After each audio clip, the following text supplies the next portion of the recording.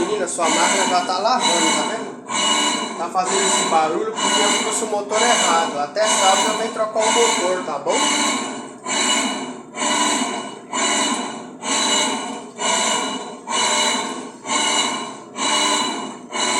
Mas já não vaza mais não, era do câmbio.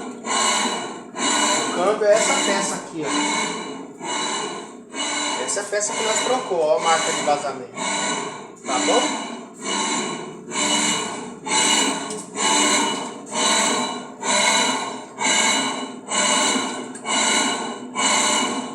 Não vai dar pra me limpar a máquina que o menino falou que não tem detergente.